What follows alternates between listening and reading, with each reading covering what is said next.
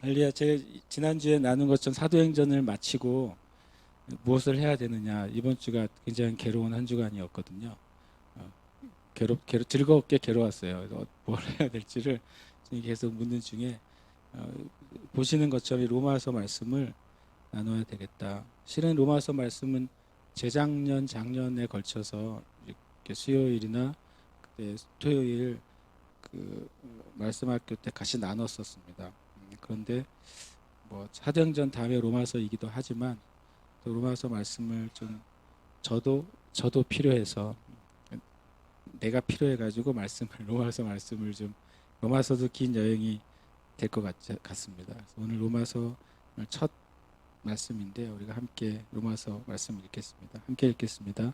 예수 그리스도의 종 바울은 사도로 부르심을 받아 하나님의 복음을 위하여 택정함을 입었으니 이 복음은 하나님이 선지자들을 통하여 그의 아들에 관하여 성경에 미리 약속하신 것이라.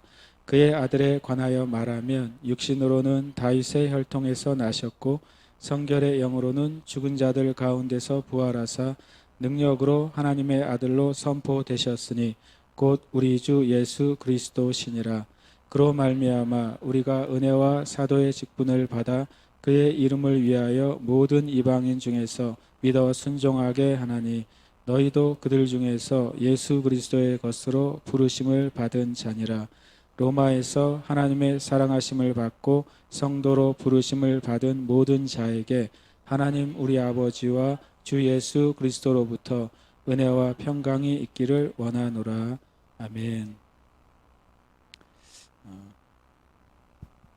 잠시 로마서 말씀 전하기 전에 잠깐 기도하고 싶습니다. 기도하겠습니다. 하나님 아버지, 주님 이 믿음의 진리에 대해서, 믿음의 의의 진리에 대해서, 의롭게 된 그리스도인들의 진정한 믿음의 삶의 진리에 대해서 로마서의 말씀을 시작합니다. 성령께서 이 시간 임하셔서 먼저 말씀을 나누는 저의 입술을 성령께서 사용하여 주시옵소서. 그리고 함께 말씀을 듣는 온 교회와 형제 자매들 가운데 주님께서 로마서를 통해서 말씀하기를 원하시는, 또 로마서를 통해서 우리에게 주기를 원하시는 그 진리와 또 진리의 능력이 임하는 시간이 되게 하여 주시옵소서. 예수님의 이름으로 기도합니다. 아멘. 뭐 성경 66권 중에 어떤 성경이 제일 좋으냐 이렇게 말한다는 것은 굉장히 우스운 질문이고 옳지 않은 질문이겠죠. 그러나 또 마찬가지로 성경 중에서 믿음에 있어서 또는 어떤 영역에 있어서 주제로 말한다면 중요한 책들이 있다고 저는 믿어요. 그 중에 그리스도인이 어떻게 믿음을 갖게 되느냐, 그리고 또 교회 다니는 사람들이 가지고 있는 믿음이 도대체 무엇이냐, 그리고 믿음을 가진 그리스도인이 어떻게 사는 것이 정말 신자답게 사는 것이냐, 그것에 대해서 알고 싶다면 정말 당연히 로마서를 읽어야 되는 것이죠. 하나님께서 이 사도 바울이라는 위대한 삶을 택하셔서 행하신 많은 일이 있겠지만 그 중에 제일 위대한 일 중에 하나가 바로 이 로마서를 쓰게 하신 것이라고 생각돼요. 마치 주님께서 사도 요한을 택하셔서 가장 크게 하신 일 중에 하나가 바로 계시록을 통해서 주님이 오실 때까지 교회를 준비시키시고 하나님의 계획을 보여주신 것처럼 이 그리스도인의 모든 믿는 자의 믿음에 대해서 로마서에서 말씀하시는 것을 우리가 잘 들을 때 우리의 삶에 영적인 또 새로운 전환점, 그것이 우리에게 있게 될 줄 믿습니다. 네, 로마서 16장까지니까 한 1년은 걸리겠죠, 아무래도. 그래서 1년 동안 한 1년은 걸리지 않을까 싶습니다. 여러분과 제가 로마서 안에서 하나님을 더 깊이 만나게 되시길 축복합니다. 로마서 다 읽고서 로마를 가볼까 이런 생각도 하고 생각하고 있어요. 로마를 가보긴 했는데요. 그때는 너무 지나가다가 들러가지고. 그래서 제가 제 첫 번째 로마서 말씀을 나눈 첫 시간 제목을 성경적 복음, 성경적 성도라고 이렇게 제가 잡게 됐어요. 1절부터 7절을 계속 제가 묵상하면서 계속 복음이, 결국에 로마서의 전체 주제는 복음인데요. 그리고 또 복음을 받은 사람들이 성도고, 복음대로 살아야 될 사람들이 성도고, 또 복음을 전해야 될 사람들이 성도라고 나오잖아요. 저는 하나님 안에서는 모든 그리스도인들이 성도라고 저는 믿습니다. 아멘. 그러니까 저는 목사 성도죠. 우리 장로님은 장로 성도 이렇게 되는 거죠. 권사님들은 권사 성도죠. 집사님들은 집사 성도. 제 말이 맞죠?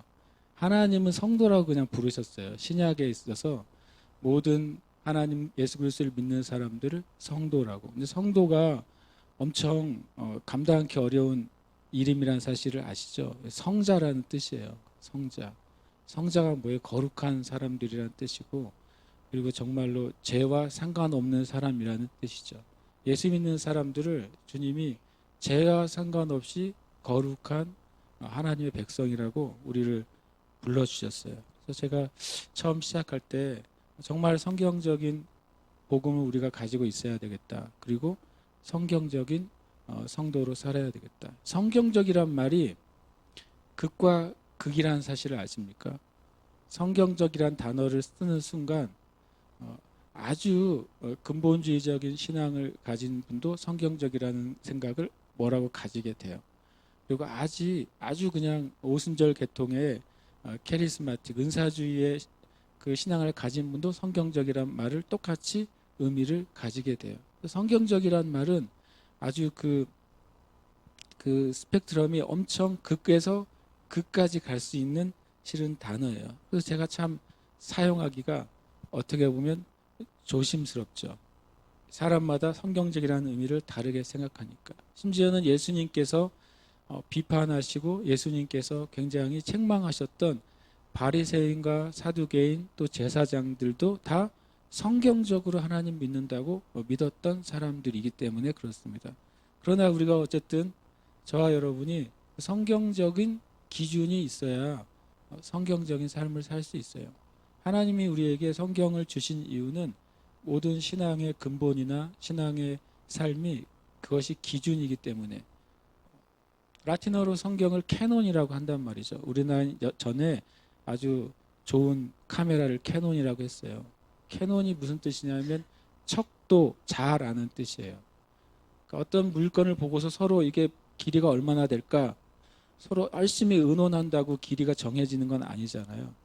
왜냐하면 자로 재보면 눈대중으로는 뭐 몇 센치, 눈대중으로는 몇십 센치라고 말할 수 있는데 서로 많이 논쟁을 아무리 하고 회의를 한다고 해도 그 논쟁과 회의를 끝내는 길은 자를 대보는 거예요. 자를 대보면 이게 몇 센치구나라고 누구나 동의하는 답이 나오는 거죠. 성경이 바로 그거라는 거예요. 우리의 신앙의 삶에 있어서 인생의 삶에 있어서 수도 없이 많은 질문들을 할 수도 있어요.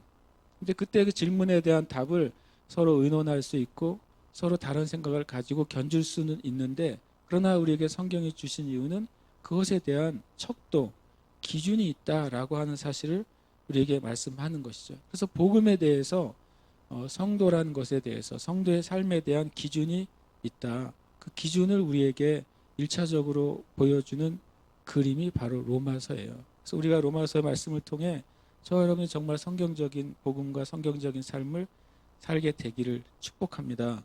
아멘. 로마서 해놓고 제가 점점점 했어요. 로마서는 지금 우리를 위한 말씀이에요. 지금 나를 위한 말씀이에요. 역사적으로는 로마서가 57년 정도에 쓰여졌다고 이렇게 알려져 있어요. 57년 정도의 사도 바울의 3차 전도 여행 중에 고린도에서 쓰여졌을 거라고 학자들이 대부분 얘기를 하고 있어요. 연도상으로 봤을 때는 우리가 2019년에 살고 있으니까 57 빼면은 1970, 80년, 70년이나 된 책이죠.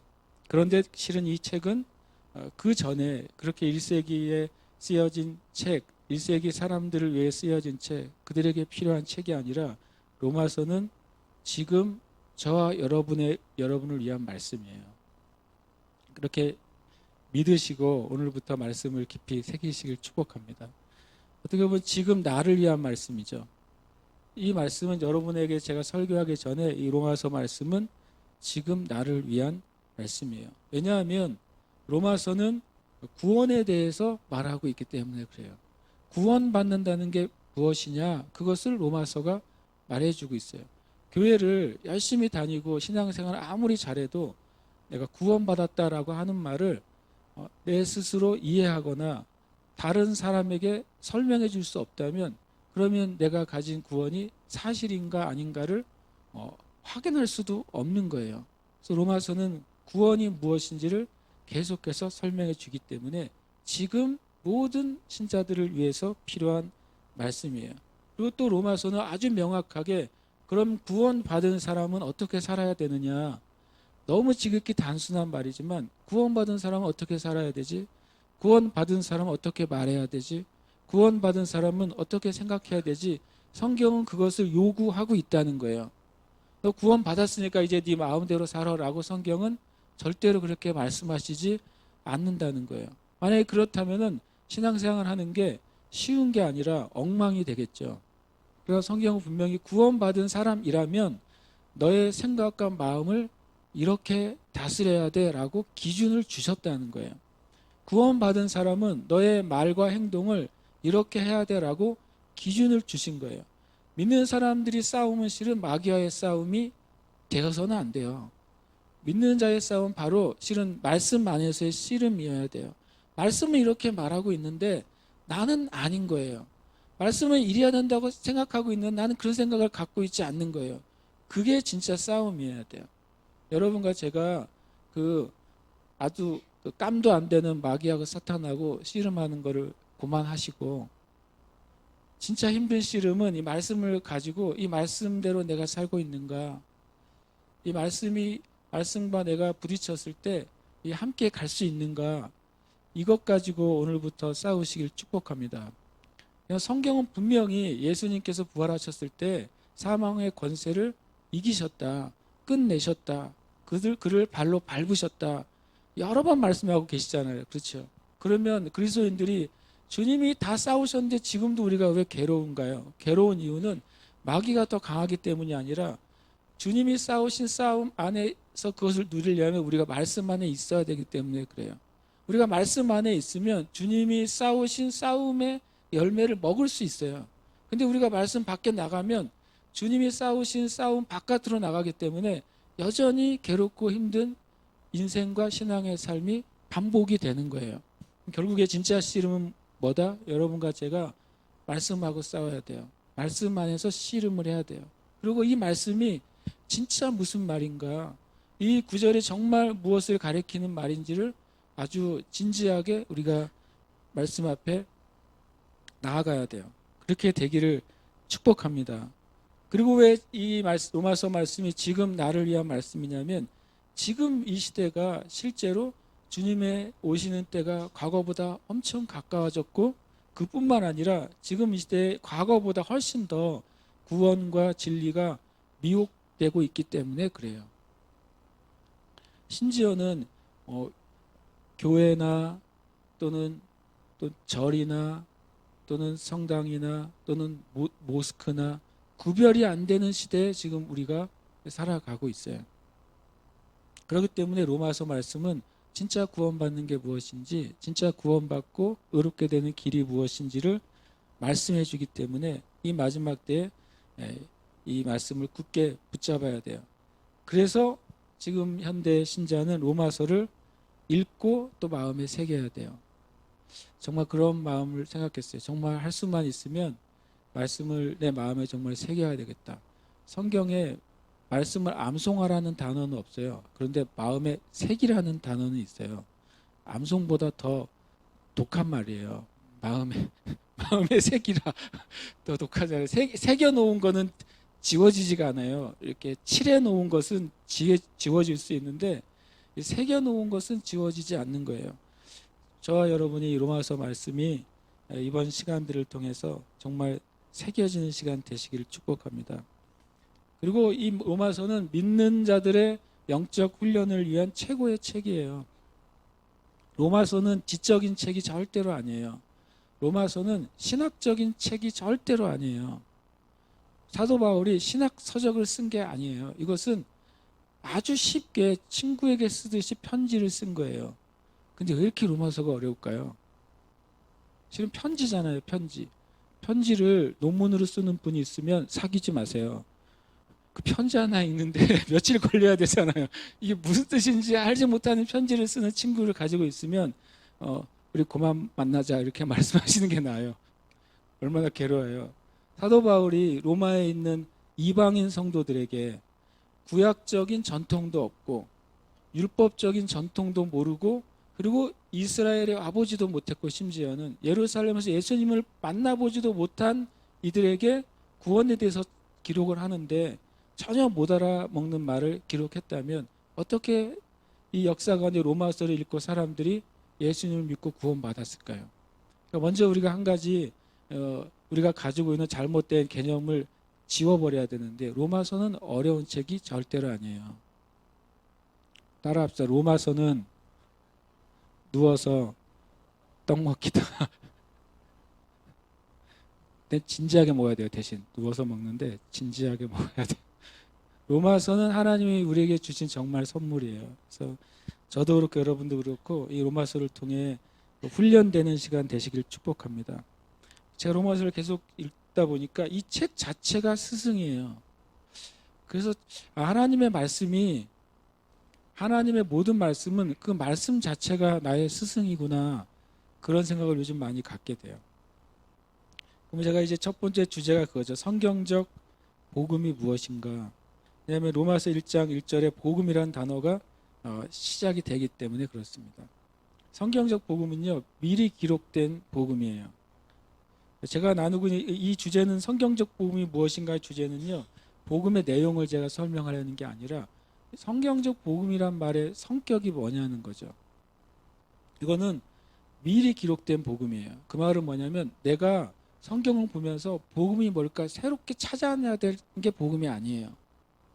전에 아무도 몰랐던 것을 내가 성경을 읽으면서 야 드디어 깨달아가지고 이게 복음이네. 그건 복음이 아니라 미리 아주 옛날부터 미리 기록이 돼 있었어요. 차곡차곡. 그래서 이 복음을 사도 바울이나 사도들이 전할 때 신약이 없이 복음을 전할 수 있었던 거예요.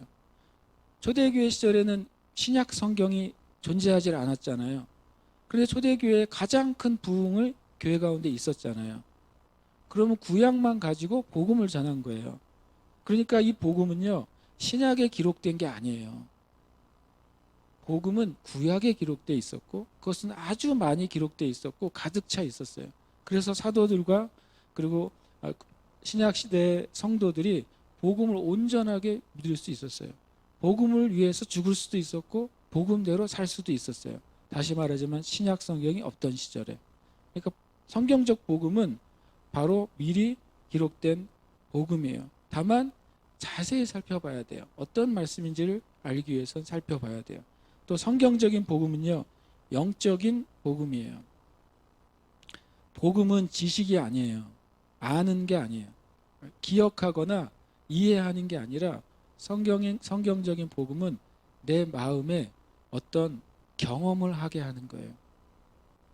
하나님이 사랑이시다라는 것이 성경적인 복음의 첫 번째 문장이 될 수 있겠죠. 하나님이 사랑하시고 우리가 죄를 지었고 우리가 심판에 이르게 됐고 하나님이 또 우리를 사랑하셔서 사랑의 길을 주셨죠. 예수 그리스도를 보내주시고 무죄한 삶을 사셨던 예수님이 우리의 죄를 위해 죽으시고 십자가에서 모든 죄값을 치르시고 다시 부활하시면서 사람이 통과해야 될 죽음을 이기시고 우리에게 생명을 주셨잖아요. 근데 그것은 지식이 아니란 말이죠. 하나님이 사랑이시다라고 하는 이 복음의 첫 번째 줄은 영적인 것이에요. 하나님이 사랑이시다. 이것은 이해되기도 하지만 실은 저와 여러분의 영 안에 경험이 돼야 돼요. 하나님이 살아계신 게 내 안에 경험이 되고 그것이 느낌이 되고 사실이 돼야 돼요. 우리가 누군가가 나를 사랑한다는 것을 어떻게 알아요? 10번 들으면 알아요? 어떤 말이나 어떤 태도나 어떤 행동이나 어떤 순간의 사건을 통해서 그의 사랑이 나에게 오잖아요. 전달이 돼요.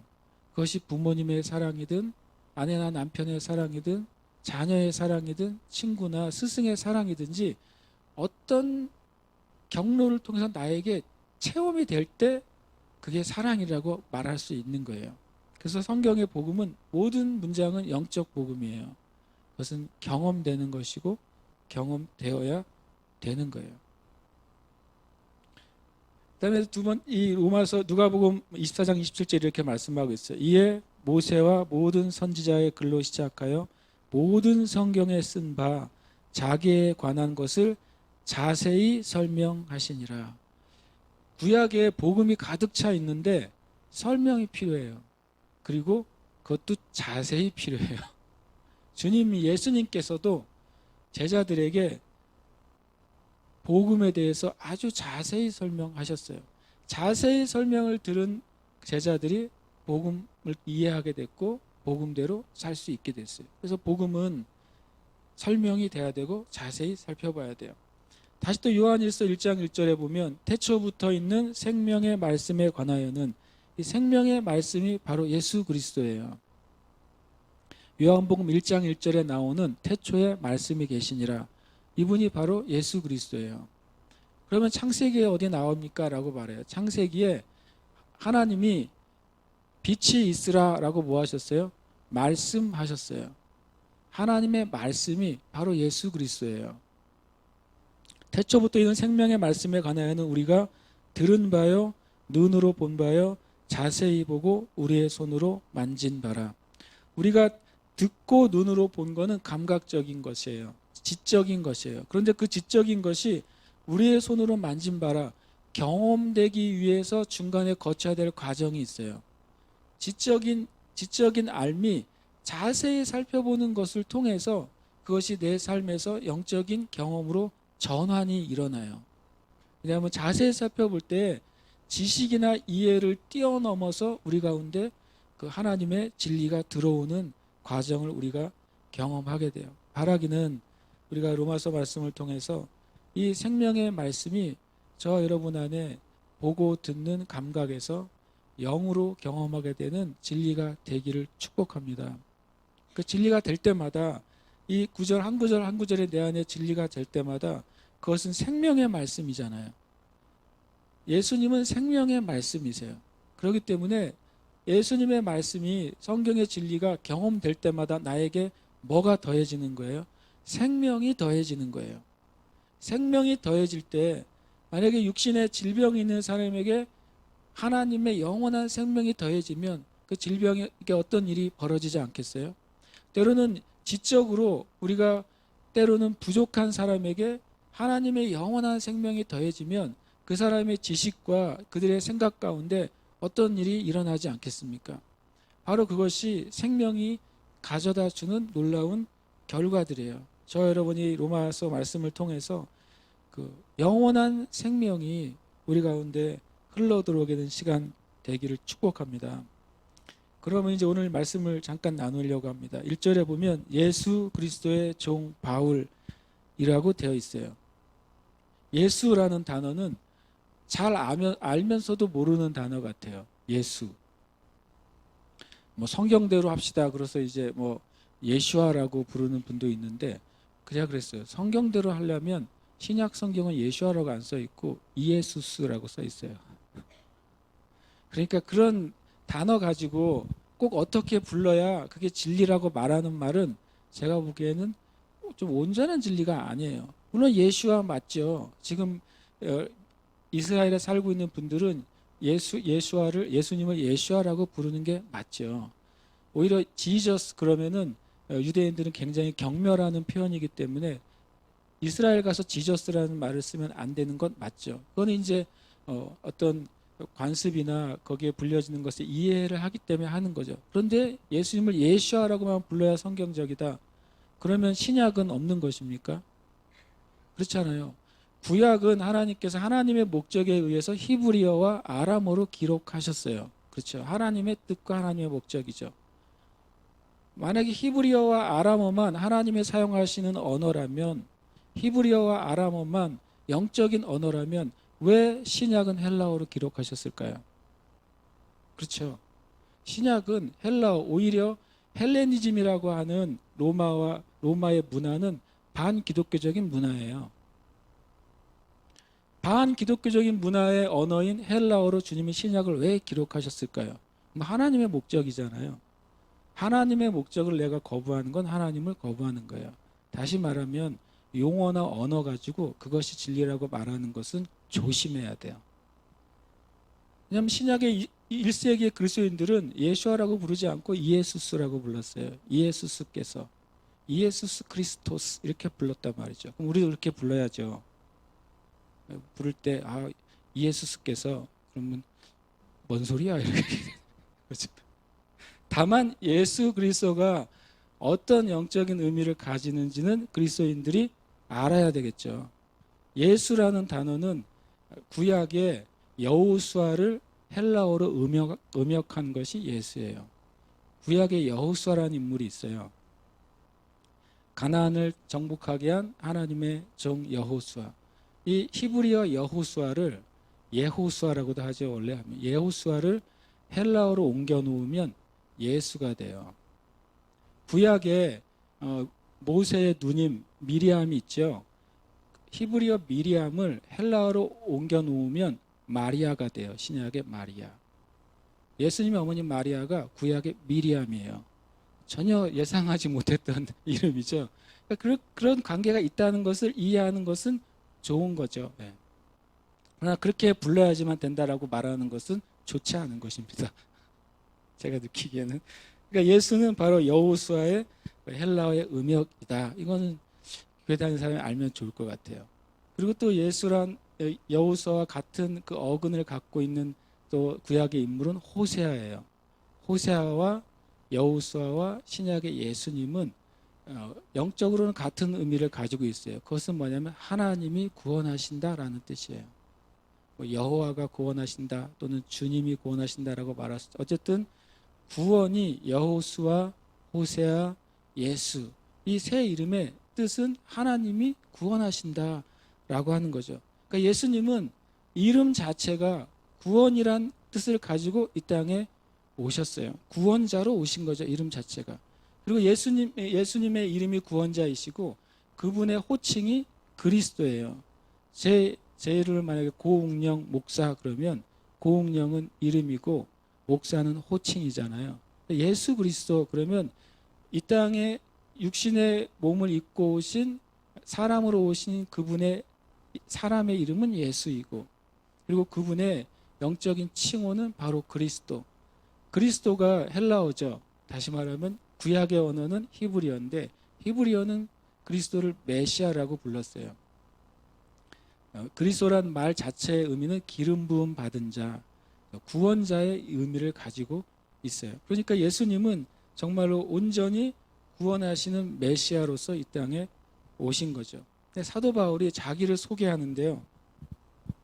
사도 바울이 많은 서신서를 썼지만 이렇게 인사말이 이렇게 제일 긴 것이 로마서라고 그래요. 로마서가 7절이나 돼요.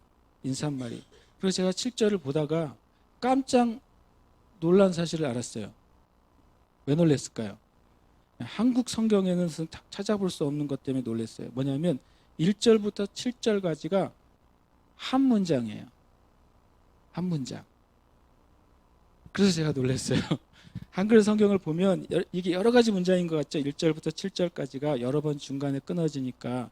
그런데 원문에도 한 문장. 혹시 영어 성경을 보시면 영어로도 한 문장. 1절에서 몇 절까지가 7절까지가. 그래서 한 문장은 숨쉬지 않고 읽어야 되니까 숨을 크게 하고서 1절부터 7절까지 읽어야 끝이 나요. 그 말은 이 1절부터 7절까지 중간을 떼어가지고 그것만 이해하면 어떻게 되는 거다? 무슨 말을 하는 건지 오해할 수 있는 문장이 바로 로마서 1장 1절에서 7절까지예요. 한 문장이니까. 그러니까 이 한 문장에 사도 바울이 엄청 많은 이야기를 실은 담아놨어요. 왜냐하면 앞으로 하고 싶은 말에 대한 가장 핵심을 마치 씨앗 형태로 심어 놓은 거죠. 씨앗을 1절에서 7절까지 심어 놓고 그 다음부터 이제 거기서 하나씩 싹이 나오고 줄기가 나오고 그리고 열매가 맺혀져 가지고 결론을 맺혀져요. 제가 이해하는 개념에서 그래요. 그러니까 이 1절부터 7절은 제가 오늘 나눌 수 있는 것도 있지만 여러분도 한번 한 주간 동안 가만히 묵상해 보시면 좋겠어요. 그런데 이 1절에 보면 예수 그리스도의 종 바울은이라고 자기를 이렇게 소개합니다. 그러니까 자신을 뭐라고 하냐면 나는 바로 구원자이신 메시아의 종입니다라고 말했어요. 누구의 비서냐에 따라서 파워가 달라지겠죠. 누구의 심부름꾼냐에 따라서 그 권위가 달라지겠죠. 어느 나라 대사냐에 따라 달라지겠죠. 미국 대사와 저 콩고 대사와는 급이 달라지겠죠. 이름은 다르지만 그들이 가지고 있는 권위와 그들이 행할 수 있는 일들은 달라지겠죠. 사도 바울이 자기를 뭐라고 표현하면 나는 바로 온 세상을 구원하시는 그 메시아의 종입니다 라고 말했어요. 우리가 그 잘 아는 거 둘로스죠. 둘로스, 종. 좀 심하게 말하면 노예라는 뜻이에요. 그런데 이 로마 사람들이 둘로스라는 단어를 엄청 경멸했다 그래요. 로마들은 자신들은 자유로운 시민들이고 이 둘로스들은 시민들을 정말 섬기는 정말 발가락의 때만큼도 여기지 않는 종들이었거든요. 그런데 사도 바울이 나는 바로 지극히 위대한 구원자이신 예수님의 나는 종입니다 라는 것을 자랑스럽게 말했어요. 그런데 이 헬라 사람들은 로마 사람들은 종이란 말을 경멸했는데 반대로 당시의 소아시아나 또는 이쪽 고대 근동 지방에 있는 사람들은 이 종을 굉장히 영광스러운 단어로 생각했다는 거예요. 그래서 구약에도 보면 모세를 보고 뭐라고 말하면 하나님의 종이라고 부르는 거예요. 여호사도 하나님의 종이라고 부르고 다윗 왕도 하나님의 종이라고 부르고 선지자들이 다 자신을 하나님의 종이라고 불러요. 그러니까 똑같은 단어가 한쪽에서는 경멸하는 단어고 한쪽 사람들은 그 단어 자체를 받는 것을 영광스럽게 생각하는 단어라는 거예요. 여러분 이 시대도 그래요. 어떤 사람들은 교회, 목사, 교인 굉장히 경멸하는 사람들이 있어요. 그러나 저 여러분은 교회 또는 사역자, 선교사, 목사님 또는 장로님, 권사님, 집사님, 성도 이것을 영광스럽게 생각하시기를 축복해요. 하나님 나라에서는 그 이름이 영광스럽다고 말씀을 하시는 거예요. 그리고 때로는요 우리가 우리 자신을 똑같은 나를 그렇게 여길 때가 있어요. 똑같은 나를 엄청 스스로 경멸해요. 똑같은 나를 스스로 나는 부족하다고 계속 깎아내리고 스스로 자신을 아주 못나고 부족하고 아무것도 아니라고 생각해요. 그리고 어떤 사람은 우리가 보기에는 그렇게 특별하지 않아 보이는데 엄청 스스로를 존귀하게 생각해요. 저 여러분이 하나님 안에서 자신을 존귀하게 여기시길 축복해요. 하나님 안에서 우리는 엄청 존귀한 사람들이고 가치가 있는 사람들이고 사랑받을 만한 사람들이에요. 그래서 우리가 실은 내가 존귀함을 받고 내가 사랑을 받고 내가 가치 있다고 여기는 사람은요 자연스럽게 다른 사람도 그렇게 대해요. 근데 내가 가치 없다고 생각하고 내가 작은 자라고 생각하고 나에 대해서 만족이 없잖아요. 절대 그 사람은 다른 사람을 칭찬하거나 다른 사람을 존중하거나 다른 사람에게 친절을 베풀기가 정말로 어려워요. 그래서 우리가 주님 앞에서 내가 누구인가를 아는 것 그것만큼 인생에 큰 차이를 가져다 주는 게 없는 것 같아요. 제가 옛날에 책을 사면 물론 이거하고 좀 다른 이야기도 하지만 책을 사면 앞에다가 어렸을 때부터 바울 흉내를 제가 냈었어요. 어렸을 때 책을 사면 그리스도 예수의 종이라고 적었었어요. 그래서 옛날 책은 다 그렇게 적혀 있어요. 근데 제가 어느 순간에 그거를 책을 다 꺼내가지고 다 그 종이라는 것을 다 화이트로 지웠어요. 왜냐하면 종보다는 하나님의 자녀가 훨씬 좋은 것 같아가지고 하나님의 아들 이렇게 적었어요. 그러다 어떤 시간이 지나니까 나중에 그것도 또 마음에 안 들더라고. 그래가지고 어떨 때는 또 책을 다 꺼내가지고 예수 그리스도의 군사 이렇게 적어놓은 적도 있어요. 제가 옛날 책은 보면 지우고 또 쓰고 지우고 또 쓰고 나중에 또 안 되면 다시 또 포스트잇으로 붙이고 혼자서 그런 일 되게 많이 했어요. 근데 성경에서는 모든 하나님과 우리의 관계는 다 은혜로운 호칭이죠. 그러나 마지막 때에 교회를 향한 마지막 때 성도를 향한 하나님의 참 사랑스러운 호칭은 신부라는 호칭이에요. 그리고 또 하나의 사랑스러운 호칭은 친구라는 호칭이에요. 친구는 목숨을 버리는 친구라고 말하고 친구는 비밀을 나누는 사이라고 말하죠. 신부는 목숨이나 비밀을 뛰어넘어서 그냥 하나가 된 사이라고 말씀하시는 거예요. 그래서 우리가 하나님 안에서 나를 어떻게 여기느냐 한번 지금 마음에 생각해 보세요. 나는 누굴까? 하나님 안에서 나는 나를 지금 누구라고 여기고 있을까? 그것이 어쩌면은 우리의 그 하나님과 우리 사이에 영적인 위치나 영적인 거리감을 말해줄지도 몰라요. 어쨌든 이 사도 바울은 이 종이라는 칭호를 엄청 영광스럽게 사용하고 있어요. 그러면서 그 바울이 뭐로 부름을 받았다고 말하면 종이 사도가 됐다고 말하는 거예요. 나는 하나님과 관계에 있어서는 종이지만 그러나 나는 이 세상을 향해서는 하나님이 나를 사도로 부르셨다라고 말하는 거죠. 이 사도와 성도가 되게 묘하게 대비되는 단어예요. 성도는 뭐냐면 부름 받은 자가 성도예요. 세상으로부터 하나님의 백성으로 부름 받은 자가 성도죠. 사도는 하나님으로부터 어떤 목적을 가지고 보냄 받은 자가 사도예요. 실은 사도가 되기 전엔 성도가 돼야 돼요. 성도가 되어야만이 하나님께 어떤 특별한 명령을 받아 가지고 목적을 가지고 하나님으로부터 보냄을 받을 수 있어요. 이 사도라는 단어, 어파슬이라는 단어는 원래 성경에서 쓰여지기 전에 로마에서 쓰여지던 단어였어요. 로마에서 많은 민족들을 다스렸잖아요. 그리고 많은 식민지를 거느렸잖아요. 그래서 로마에서 어떤 식민지가 새롭게 생기면 그 식민지에 누군가를 파송해요. 우리는 그걸 총독이라고 말하기도 하고 때로는 뭐 분봉왕이라고 말할 수도 있지만 그 모든 로마가 새로운 식민지나 새로 다스리는 나라 국가에 파송하는 로마의 그 어떤 공식적인 사람은 뭐라고 말했냐면 사도라고 불렀어요. 왜냐하면 왕이 로마 황제가 파송을 하는 거예요. 그 지역에 파송을 해요. 그러면 사도가 가서 하는 일이 뭐냐면 아무리 거기가 로마로부터 1000km가 떨어져 있든 10,000km가 떨어져 있든 그 지역을 로마처럼 만드는 것이 사도의 임무예요. 그래서 로마처럼 가서 경기장도 만드는 거예요. 로마처럼 뭐 법원도 만드는 거예요.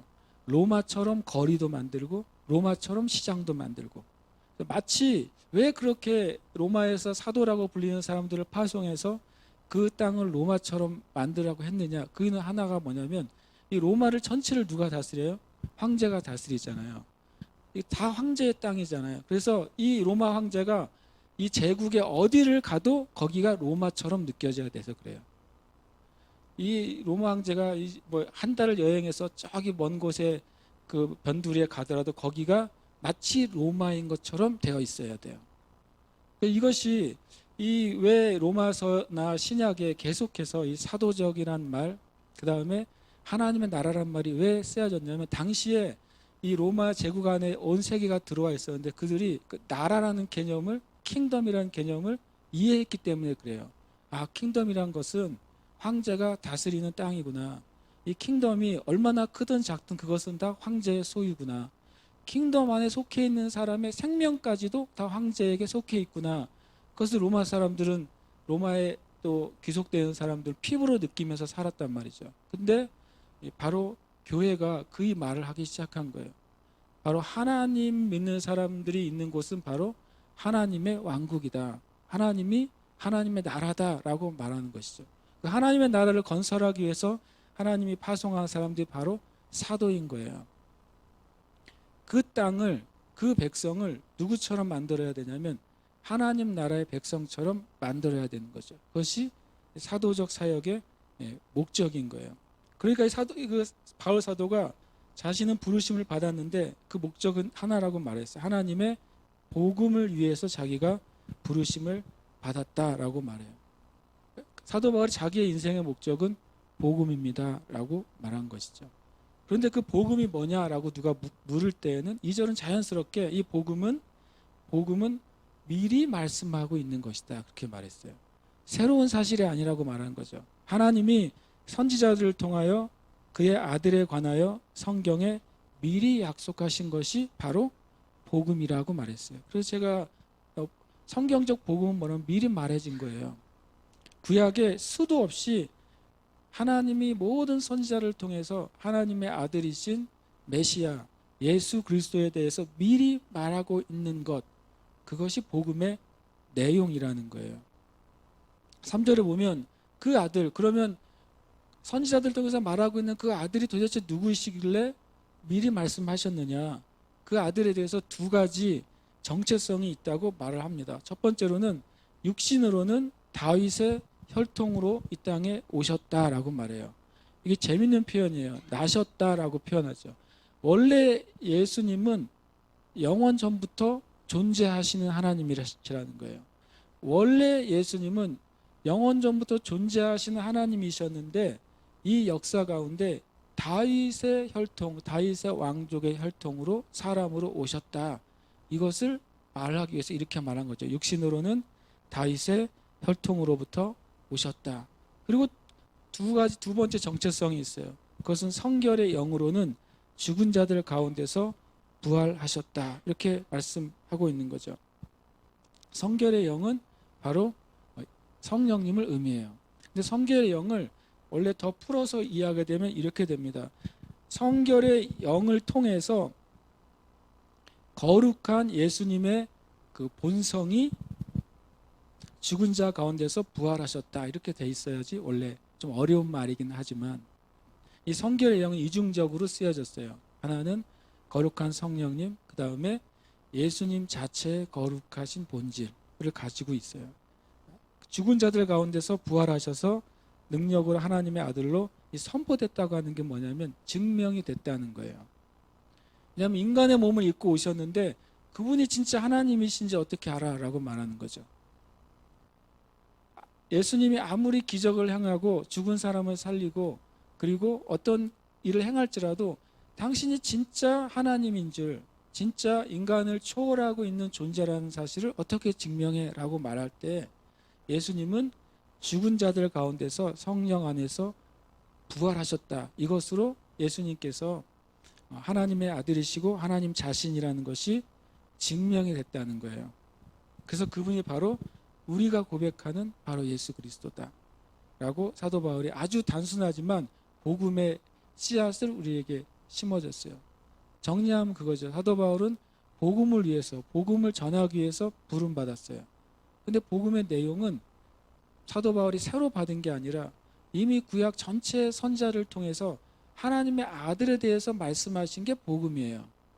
근데 그 하나님의 아들이라고 불리는 그분은 두 가지 정체성을 가지고 있어요. 하나는 인간적인 정체성이죠. 그것은 다윗의 혈통을 통해서 이 땅에 오셨고, 두 번째로는 신적인 정체성이에요.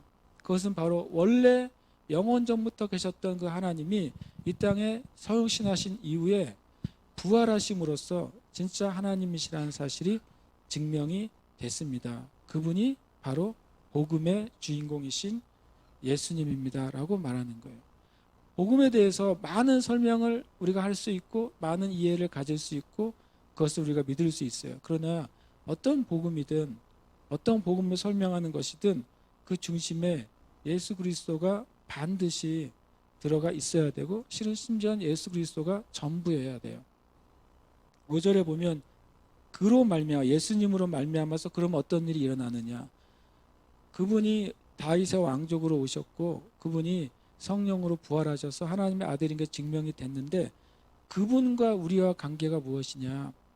그분 예수님을 내가 알게 된다면 예수님을 만나게 된다면 또 예수님을 통해 우리가 구원받게 된다면 나한테는 무슨 일이 일어나느냐 하는 거예요.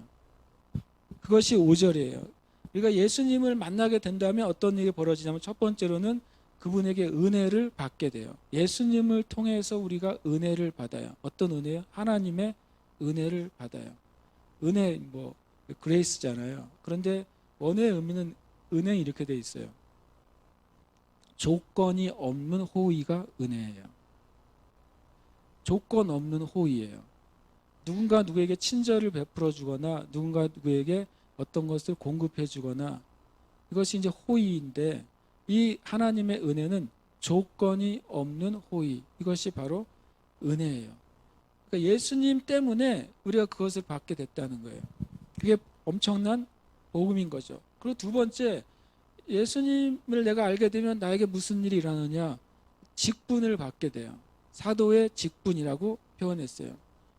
사도 바울이 우리가 사도의 직분을 받는다라고 말했어요. 사도의 직분이라고 말했기 때문에 우리라고 표현했거든요. 이것이 참 놀라운 표현이에요. 왜냐하면 사도 바울이 1장 1절에서는 나 바울이라고 말을 시작했는데 이 5절에서는 우리가 사도의 직분을 받는다고 말하고 있기 때문에 굉장히 특별한 문장이에요. 왜냐하면 내가 그로 말미암아 내가 은혜와 사도의 직분을 받았다라고 말하면 1장 1절에 나오는 말하고 연결이 될 거 아니에요. 그런데 우리가라고 말했어요. 그래서 사도 바울이 1장 1절에서 말하는 사도는 정말 우리가 말하는 사도적인 사도성을 의미하는 것이고 1장 5절의 사도의 직분은 우리 모두가 예수님을 만났을 때 우리의 이 땅을 향해서 하나님의 부르심을 받고 목적을 가지고 우리가 보내어진다는 것을 의미하는 거죠. 모든 사람이 사도라는 말이 아니라 모든 예수님을 믿는 사람은 여러분과 제가 살아가는 그 삶 안으로 보내심을 받는 직분을 받는다는 거예요. 제 말이 왜 또 한 번 더 증명이 될 수 있냐면 6절에 보시면 이렇게 되어 있어요. 너희도 그들 중에서 예수 그리스도의 것으로 부르심을 받은 자니라. 여기서 이 부르심은 1절에 나는 사도로 부르심을 받았습니다 라고 하는 말과 너희도 부르심을 받았다 라고 하는 말하고 똑같아요.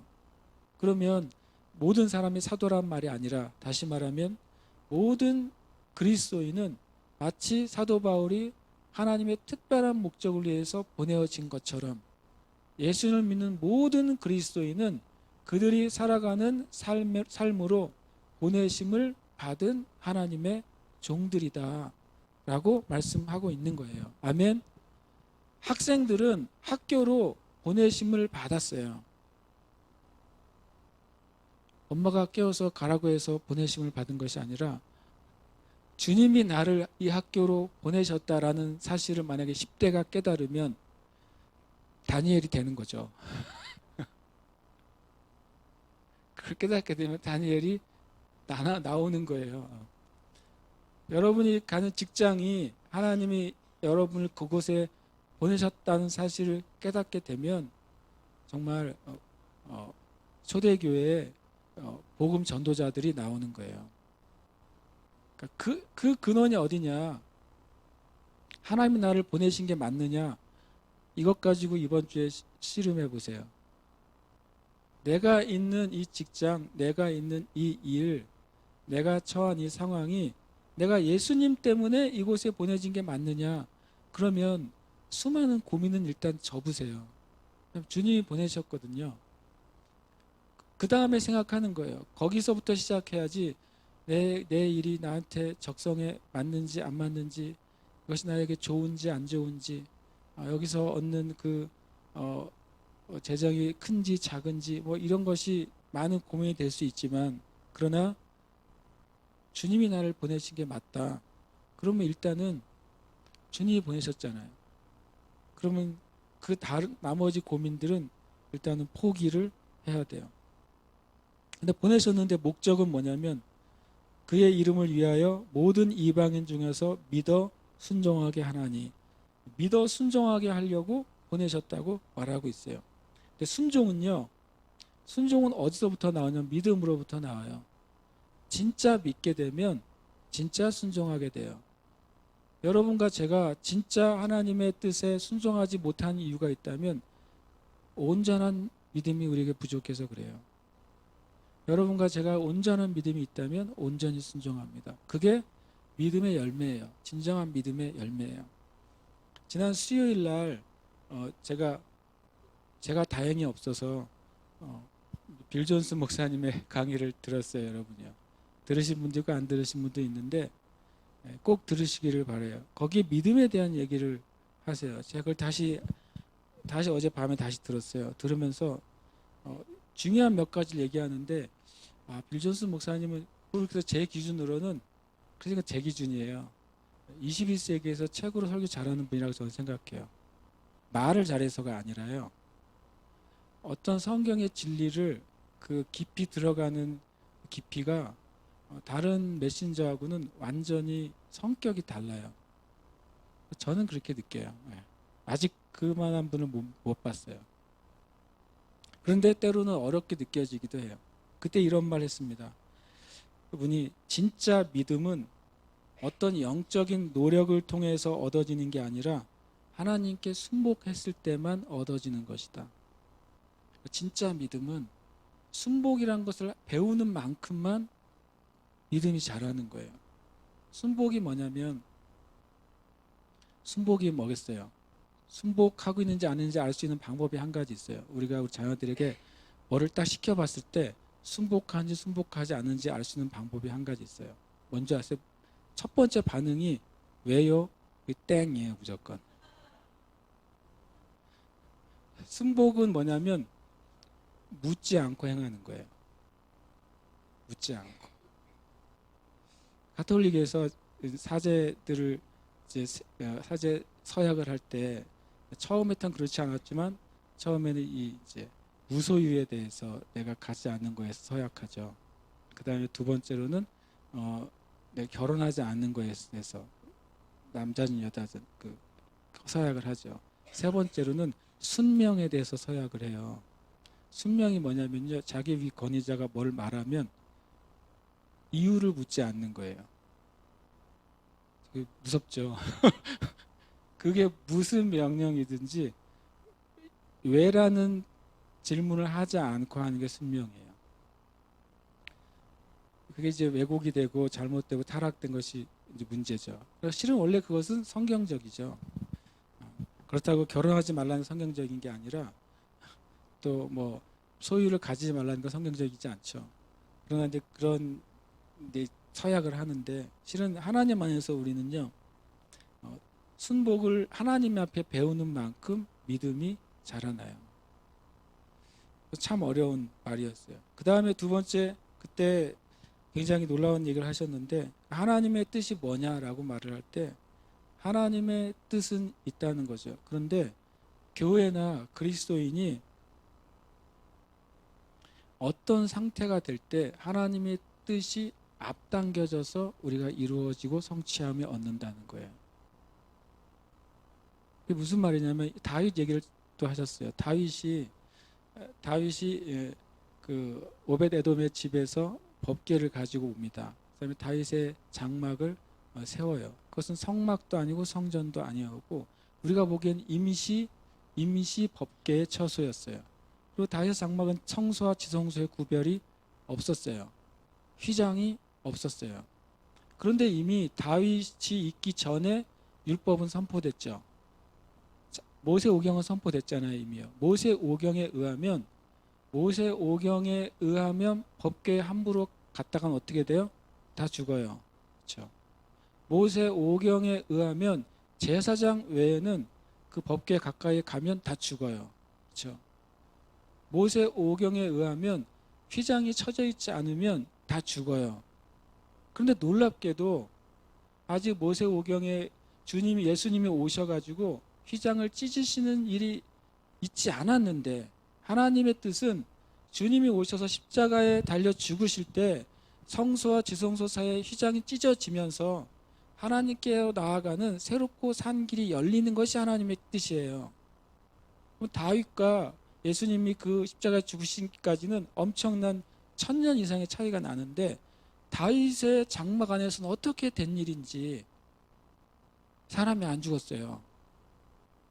어떻게 된 일인지 제사장이 아닌 사람들이 그 24시간 거기서 예배하고 찬양했어요. 어떻게 된 일인지. 그러니까 하나님의 뜻이 있는데 하나님의 교회와 하나님의 백성들이 어떤 상태가 되면 하나님의 뜻이 미리 당겨져서 이 땅에서 역사하게 된다는 거예요. 그 두 번째 예도 뭘 들으셨죠? 그때 수요일 날 안 오셨죠? 예. 얘기해 주지 말까 그래야 예수님 이제 제가 이제 왜 빌조스 목사님이 뛰어나다고 말씀드리냐면 이런 관점은 그동안 다른 메신저들에게선 미안하지만 찾아볼 수가 없었어요. 그냥 성경을 해석할 뿐이죠. 그다음 예수님이 사마리아 수가성에 들어가십니다. 실은 예수님 스스로 말씀하셨어요. 구원은 누구에게로부터 먼저 온다고요? 유대인에게요. 그리고 심지어 예수님께서 제자들을 파송하실 때 너희는 이방인의 길로 가지 말라 그랬어요. 왜요? 하나님의 뜻이 뭐예요? 먼저 유대인들이 복음을 받고 구원을 받고 다음에 그 복음이 이방인에게 가는 게 누구의 뜻이에요? 하나님의 뜻이라는 거예요. 그래서 너희들은 차라리 잃어버린 이스라엘에게 양들에게 가라라고 말씀하셨어요. 그렇게 말씀해 놓고서 자신은 사마리아로 들어가세요. 이 일을 배반적이잖아요. 전도자들을 보내면서 너희들은 절대 이방인의 길로 가지 마. 무조건 잃어버린 이스라엘의 백성들에게만 가야 돼. 왜냐하면 구원은 먼저 유대인에게 가야 되기 때문에 이것이 하나님의 뜻이야 라고 명령해 놓으시고서 본인은 사마리아 성으로 들어가요. 왜 그랬을까요? 그리고 사마리아 성에 있는 사람들이 수가성에 있는 그 여인의 말을 듣고 우르르 몰려와서 예수님께 복음을 듣고 구원을 받아요. 왜요? 그들이 주님께 갈망을 가지고 있었어요. 주님은 향한 갈망이 그 구원의 때를 당겨놨어요. 성경에 그런 일들이 여러 번 있었다는 것을 그 강의에서 말씀하세요. 그러면 근데 그 어떤 상태가 된다는 게 뭘까? 그것을 이렇게 설명하셨어요. 그리스도인들이 또는 교회가 하나님의 일에 대해서 보게 되면 하나님의 하실 일에 대해서 보게 되면 그것을 얻을 권리를 갖게 된다는 거예요. 쉽게 말하면 볼 수 있으면 가질 수 있다. 그것이 하나님 나라의 법칙이라는 거죠. 주님이 이런 말씀도 하세요. 너희가 물과 성령으로 거듭나지 아니하면 하나님의 나라를 볼 수 없다 그래요. 그 다음에 물과 성령으로 거듭나지 않으면 하나님의 나라를 들어갈 수 없다. 이것은 그냥 나중에 죽어서 구원받는 하나님 나라를 말씀하신 것이 아니에요. 물과 성령으로 진정으로 거듭날 때 그리스도 안에서 일어날 수 있는 두 가지 일이 있는데요. 하나님의 나라를 보게 돼요. 미래에 일말 하나님의 나라를 보게 돼요. 이것은 이제 빌조스 목사님 강의는 아니에요. 제가 보게 돼요. 그리고 물과 성령으로 진정으로 거듭난 그리스도인은 하나님의 나라에 어떻게 돼요? 들어가게 돼요. 그래서 때때로 역사 가운데 어떤 하나님의 사람들은 마치 하나님의 일을 앞당겨서 그 일을 이루는 것처럼 놀라운 역사들을 일으켰던 사람들이 역사 가운데 존재하는 거예요. 왜냐하면 그들이 성령 안에서 하나님 나라의 일을 미리 받고 그 영역 안으로 들어갔어요. 성경 것을 뭐라고 말합니까? 침노한다고 말하는 거예요. 하나님 나라는 침노를 당한다고 그랬어요. 침노가 뭡니까? 허락 없이 들어가는 거예요. 그렇죠? 하나님의 나라에 때가 아닌데도 놀랍게도 접근하고 들어가는 일들이 일어날 수 있다고 주님이 말씀하셨어요. 그래서 주님이 이런 놀라운 말을 하셨어요. 나를 믿는 자는 내가 한 일을 그도 할 것이고 나보다 더 큰 일도 하리라. 세상에 예수님보다 더 큰 일을 어떻게 행할 수 있을까요? 교회가? 예수님보다 더 큰 일을 어떻게 이 땅에 그리스도인들이 행할 수 있을까요? 이건 불가능한 일인데 주님이 말씀하셨어요. 나를 믿는 자는 내가 한 일을 행할 것이고 나보다 더 큰 일도 하리라. 모든 그리스도인이 아니에요. 어떤 그리스도인이 주님 안에서 하나님 나라의 일을 보게 되고 그것을 내 것으로 취하게 되고 그 안에서 행하기 시작하면 주님이 하신 일을 그 안에서 일어나고 주님이 다 하지 못했던 일들이 그 사람을 통해서 일어날 것이라고 말씀하고 있는 거예요.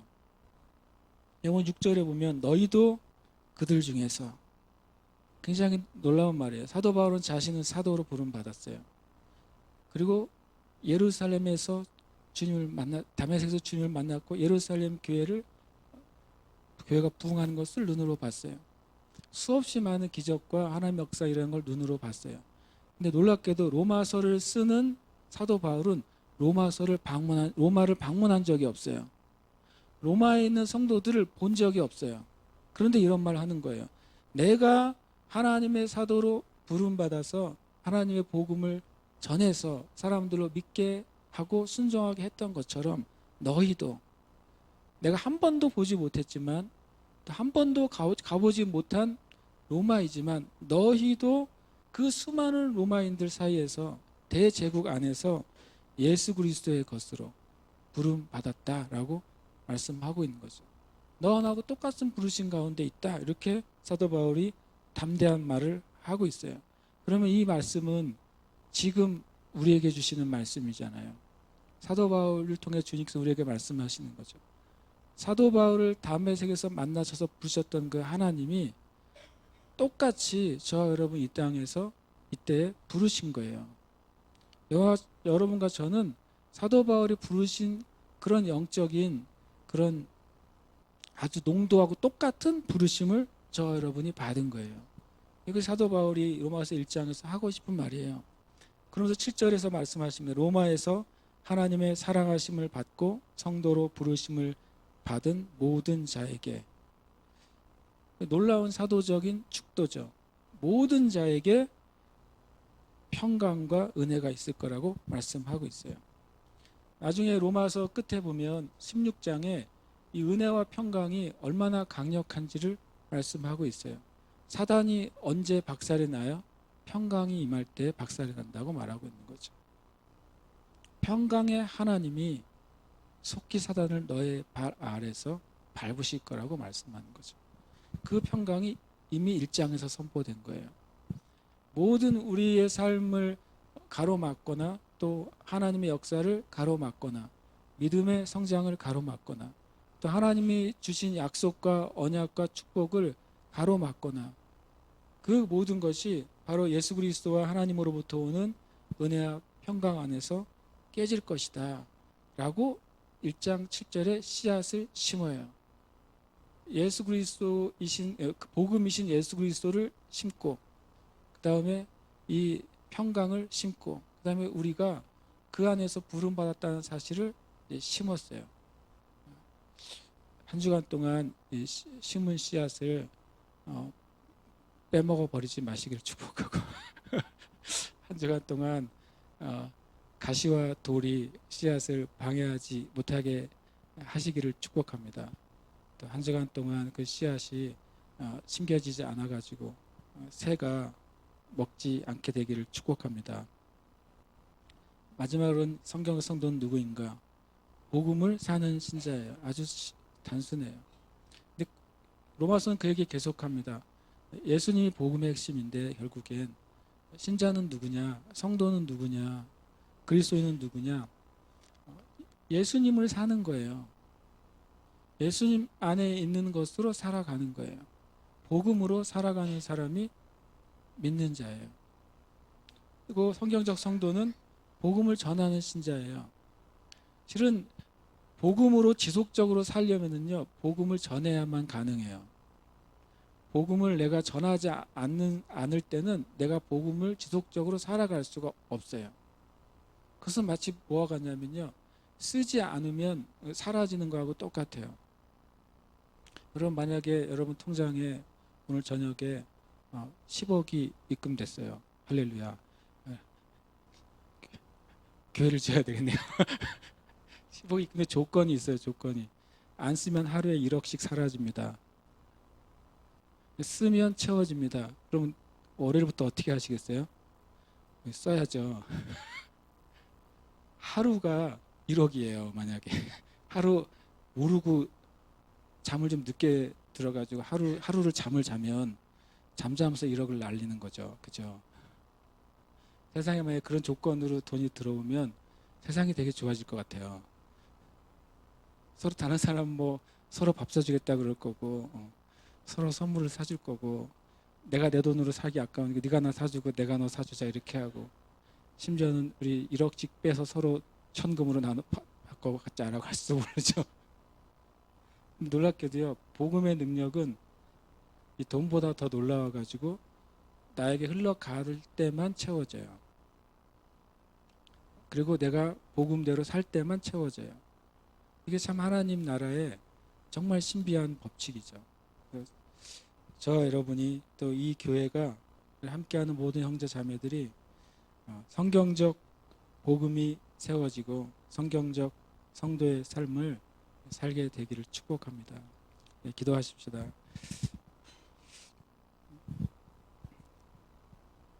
글쎄 로마서가 제가 쉽다고 말했지만 또 잘못하면 쉬운 걸 어렵게 말할 수도 있잖아요. 우리가 저에게도 주님의 은혜가 필요하고 무엇보다 제가 이 말씀이 저에게 영적인 경험이 되고 또 영적인 실제가 돼야 제가 여러분이 나눌 수 있을 거라고 저는 믿어요. 우리가 같이 기도할 때 하나님 이 성경의 진리가 나에게 영적인 경험이 되고 성경의 진리가 나에게 영적인 실체가 되고 내 삶의 실제가 되는 은혜를 허락해 주시옵소서. 내가 입으로 말하는 하나님, 내가 입으로 말하는 성령님, 내가 입으로 말하는 그 예수님이 나의 심령 안에서 내 가슴 속에서 실제로 경험되고 느껴지는 그분이 되게 해주시고 그분이 함께 하신다는 그 단어가 내 안에 실제가 되게 해주시고 내가 영생 얻고 구원받았다는 그 말이 내 영 안에서 살아있는 단어가 되게 주시옵소서. 우리가 이 시간 가운데 말씀이 실제가 되도록 함께 기도하겠습니다. 아버지 하나님 감사합니다. 하나님 우리에게 생명의 말씀, 생명의 복음, 생명의 진리 그것을 우리에게 전해주셔서 너무나도 감사합니다. 그 말씀 우리가 들고 있게 해주셔서 감사합니다. 그 말씀을 읽을 수 있게 해주셔서 감사합니다. 그 말씀을 묵상하며 주님께 나아갈 수 있는 은혜를 베풀어 주셔서 감사합니다. 이 시간 주님 앞에 나아갑니다. 하나님 이 시간 하나님 말씀이 하나님 내 안에 하나님 경험되기를 원합니다. 내가 읽는 말씀이 내 영의 실제가 되기를 원합니다. 내가 있는 말씀으로 내가 실제 사는 나의 삶이 되기를 바랍니다. 하나님이 예루살렘 교회와 모든 형제자매들의 삶 가운데 말씀이 경험되고 말씀이 영적 실체가 되고 내 말씀이 나의 삶의 근거가 되는 삶으로 주님 우리를 이끌어 주시옵소서. 하나님 이 땅 가운데 수많은 유혹과 하나님 수많은 미혹과 수많은 도전이 있지만 그러나 우리가 생명이신 그 말씀 안에 거할 때 하나님 그 모든 것으로부터 이기고 승리하는 삶을 살게 될 줄 믿습니다. 주님이 교회가 주님 앞에 그렇게 설 수 있도록 주님 축복해 주옵소서. 주님 은혜 내려 주시옵소서. 주님 은혜 내려 주옵소서. 주님의 권능 우리에게 나타내 주시고 주의 은혜를 나타내 주시옵소서. 주님 은혜 내려 주시옵소서. 하나님을 정말 깊이 만나고 할 수 있도록 길을 열어 주시옵소서. 주님 길을 열어 주시옵소서. 주님 감사하며 찬양합니다.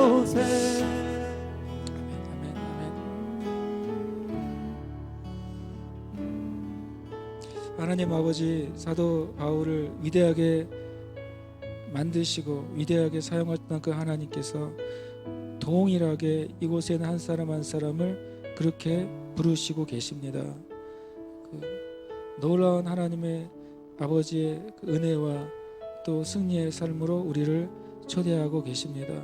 하나님 각자가 놓여져 있는 환경과 상황 가운데 하나님이 보내심을 좀 우리가 믿음으로 받게 하시고 그 안에서 내가 어떻게 복음으로 살아가고 복음으로 열매 맺을지 지혜를 얻게 하여 주시옵소서.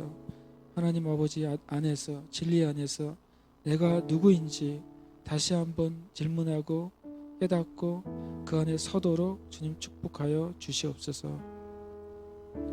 또 이곳에 있는 자매들 가운데 아직 예수님이 나에게 경험되지 않고 하나님의 살아계심이 경험되지 않고 예수님으로 말미암아 내 영혼이 구원되는 것이 경험되지 않은 이가 있다면 주님 이 시간 간절히 구하오니 주님 생명의 말씀이 사랑하는 그 자매들 가운데 임하여 주시고 내가 예수 믿고 구원받으며 영생 얻는 삶이 이 세상의 어떤 것보다도 가치 있고 귀한 사실을 깨닫게 해 주옵소서. 이 시간 빛이 임하셔서 하나님을 알게 해주시고 빛이 임하여서 예수님을 영접하게 해주시고 빛이 임하셔서 회개하는 은혜가 있도록 축복하여 주시옵소서.